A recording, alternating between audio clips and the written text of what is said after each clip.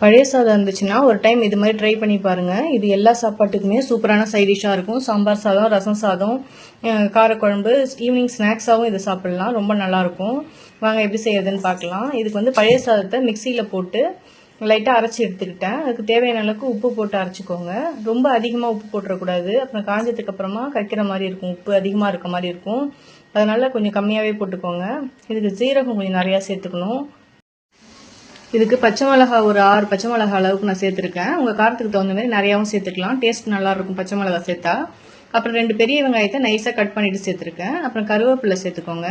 இது எல்லாத்தையும் சேர்த்து நல்லா மிக்ஸ் பண்ணிக்கோங்க.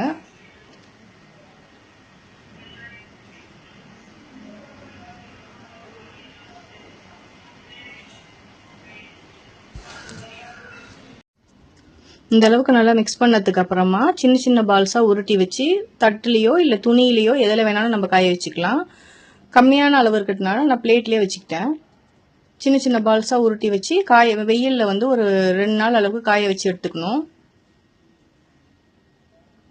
லைட்டாக தண்ணி தொட்டுட்டு வைங்க. அப்போ தான் வந்து இந்த ஷேப் நல்லா வரும், கையில் ஒட்டாமல் வரும். இதை வந்து ஒரு 3 மாதம் வரைக்கும் வெளியிலேயே ஸ்டோர் பண்ணி வச்சு யூஸ் பண்ணிக்கலாம். தேவைப்படும் போது எடுத்து எண்ணெயில் பொரித்து சாப்பிட்டுக்க வேண்டியதான். 1 இயர் வரைக்கும் ஸ்டோர் பண்ண முடியாது. பழைய சாதத்தில் செஞ்சதுனால கொஞ்சம் வந்து ஒரு பூச்சி வந்துடும். அதனால் வந்து ஒரு 3 மாதம் வரைக்கும் வச்சுக்கலாம்.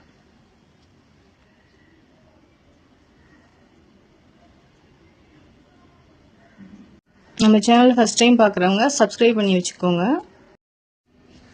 மாவரைச்சி வத்தல் போட தெரியாது அப்படிங்கிறவங்களாம் இந்த மெத்தடில் செஞ்சு வச்சுக்கலாம். இது வந்து ஒரு 10 நிமிஷத்தில் செஞ்சிடலாம். ஆனால் வெயில் கொஞ்சம் அதிகமாக இருக்க டைமில் செய்யுங்க. அப்போ தான் நல்லா காஞ்சி வரும்.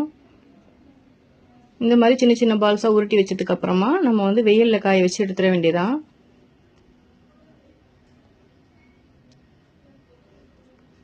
ரெண்டு நாள் வெயிலில் காய்ச்சதுக்கப்புறம் இப்படி இருந்துச்சு. திருப்பி வந்து இதை லைட்டாக திருப்பி விட்டு திருப்பி ஒரு நாள் காய வச்சு எடுத்துக்கணும். கொஞ்சம் கூட ஈரம் இல்லாத அளவுக்கு காய வச்சு எடுத்து ஸ்டோர் பண்ணி வச்சுக்கோங்க. அப்போ தான் கெட்டு போகாமல் இருக்கும். இதில் வெங்காயம், பச்சை மிளகாய் எல்லாம் போட்டு பழைய சாதத்தில் செய்கிறதுனால லைட்டாக கூட ஈரம் இருக்கக்கூடாது, இல்லைன்னா நல்லா இருக்காது, கெட்டு போயிடும். இது 2வது நாள் இந்த மாதிரி திருப்பி போட்டு காய வச்சு வச்சுருக்கேன். ஃபுல்லாக காஞ்சதுக்கப்புறம் ஒரு கண்டெய்னரில் போட்டு ஸ்டோர் பண்ணி வச்சுட்டேன். இப்போ வந்து எண்ணெய் நல்லா சூடாக இருக்க டைமில் போட்டு பொரிச்சு எடுத்துக்கோங்க. இது வந்து வெரைட்டி ரைஸ்க்கு எல்லாத்துக்குமே நல்லாயிருக்கும். பசங்களுக்கு வந்து ஸ்நாக்ஸாக கூட கொடுத்து விடலாம். அந்தளவுக்கு டேஸ்ட்டாக இருக்கும். கண்டிப்பாக ட்ரை பண்ணி பாருங்கள். லைட்டாக புளிப்பாகவும் காரமாகவும் இருக்கும் இந்த வத்தல். கொஞ்சம் டிஃப்ரெண்ட்டாகவும் இருக்கும், நல்லா வாசனையாக இருக்கும். பொரிச்சு பார்த்தாலே, பொரிக்கும் போதே அவ்வளோ வாசனையாக இருந்தது. கண்டிப்பாக ட்ரை பண்ணி பார்த்துட்டு எப்படி இருந்துச்சுன்னு